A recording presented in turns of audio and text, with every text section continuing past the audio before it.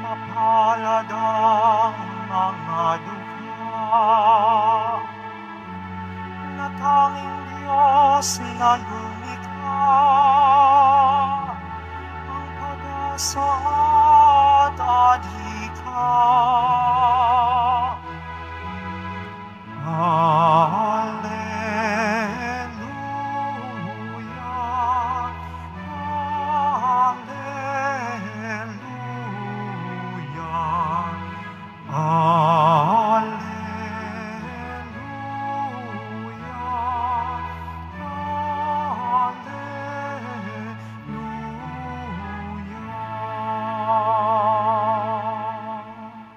Sumainyo ang Panginoon. At sumaiyo rin. Ang mabuting balita ng Panginoon ayon kay San Marcos. Papuri sa iyo, Panginoon.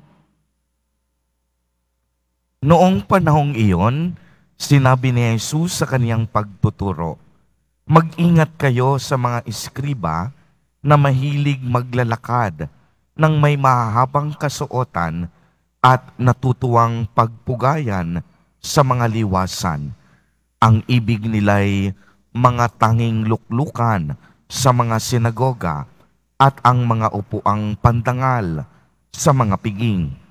Inuubos nila ang kabuhayan ng mga babaeng balo at ang sinasangkalay ang pagdarasal ng mahaba. Lalo pang bibigat ang parusa sa kanila." Umupo si Jesus sa tapat ng hulugan ng mga kaloob doon sa templo at pinagmasdan ang mga taong naguhulog ng salapi. Maraming mayayamang naghulog ng malalaking halaga. Lumapit naman ang isang babaeng balo at naghulog ng 2 kusing na katumbas ng isang pera. Tinawag ni Jesus ang kanyang mga alagad at kanyang sinabi, "Sinasabi ko sa inyo, ang dukhang balong iyon ay naghulog ng higit sa kanilang lahat, sapagkat ang iba'y nagkaloob ng bahagi lamang na hindi nila kailangan, ngunit ibinigay ng balong ito na dukhang dukha ang buo niyang ikabubuhay." Ang mabuting balita ng Panginoon. Pinupuri ka namin, Panginoong Hesukristo. Magsiupo muna po ang lahat. Magandang umaga po sa inyong lahat, mga kapatid kay Kristo. Sa lahat po ng ating mga taga-subaybay sa iba't ibang online platforms at sa lahat ng ating mga kadiboto sa iba't ibang panig ng Pilipinas at maging sa buong mundo kung saan tayo ay naaabot ngayon ng ating live streaming. Mapayapang umaga din po sa inyong lahat. Purihin at dakilain natin ang ating Panginoon, ang mahal na poong Jesus Nazareno.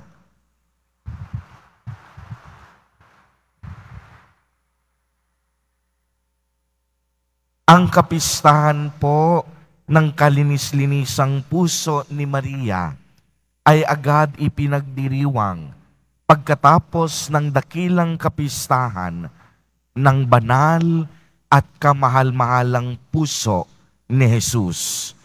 Dahil ang debosyon sa 2 pusong ito ay kapwa magkasamang itinataguyod bilang isang paraan ng mas malalim na pagpasok natin sa misteryo ng Diyos. Inyo pong maitatanong, bakit po magkasunod ang pagdiriwang na ito? Ang dahilan ay dahil ang puso ni Jesus at ang puso ni Maria ay hindi mapaghihiwalay. Sila ay pinagsama at pinagbuklod ng perpektong pag-ibig. Kaya nga lagi ninyong naririnig, to Jesus through Mary. Ibig sabihin, kung gusto ninyong lumapit at pumunta kay Jesus, si Maria ang siguradong daan dahil lagi niyang kasama ang kanyang anak. Si Maria laging nakabantay at nakaalalay kay Jesus. At gayon naman din ang kanyang anak na si Jesus, laging nakatutok sa kapakanan ng kanyang ina na si Maria.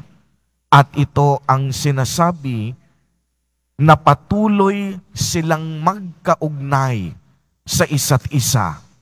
Ang puso ni Maria ay kalinis-linisan sapagkat alam natin na itinakda siya ng Diyos upang ipaglihi ng walang kasalanan at upang isilang ang kanyang sinapupunan, ang kanyang anak na anak ng Diyos at ating tagapagligtas.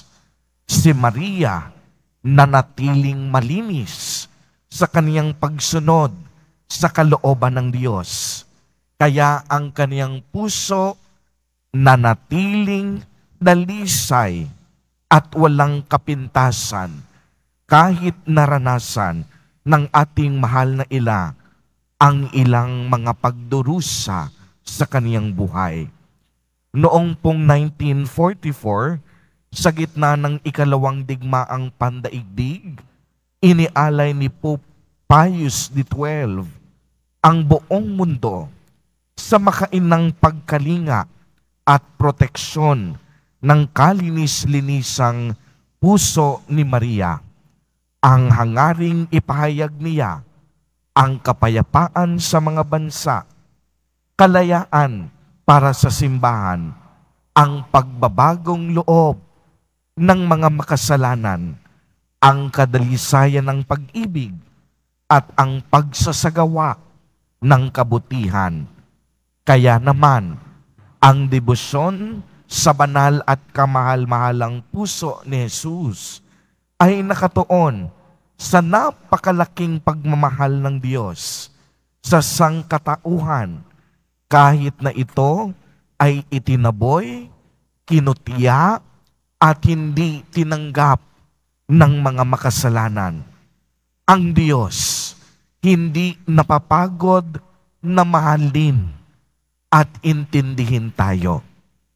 Uulitin ko po, ang ating Panginoong Diyos kailanman hindi napapagod na tayo'y mahalin at intindihin sa bawat sitwasyon ng ating buhay. Ang Diyos patuloy na nakahanda upang tayo'y patawarin sa tuwing tayo'y nagkakasala at nalulugmok sa mga masasamang gawa. Ang pag-ibig ng ating mahal na Poong Hesus Nazareno, walang kupas. Ito ay pinatunayan na niya hanggang kamatayan sa krus. Kaya naman, ang debosyon sa kalinis-linisang puso ni Maria ay nagtuturo sa atin ng kaniyang pag-ibig kay Jesus Nazareno at sa ating Diyos Ama. Tulad ni Maria, naway ibigin natin ang Diyos. Tulad ni Maria, maging mapagkumbaba tayo. Tulad ni Maria, sundin natin ang kalooban ng Diyos. Tulad ni Maria, maging bukas ang ating puso sa mga pagpapala ng ating Panginoon. Subalit, lagi rin sana nating pakatatandaan na ang kabanalan, kadalisayan at kabusilakan ng puso ni Maria ay galing lamang sa kamahal-mahalang puso ni Jesus. Si Kristo ang araw at si Maria parang buwan. Ang kagandahan ng buwan ay dahil sa liwanag na natatanggap nito mula sa araw. Amen. Purihin at dakilain natin ang ating Panginoon, ang mahal na poong Jesus Nazareno.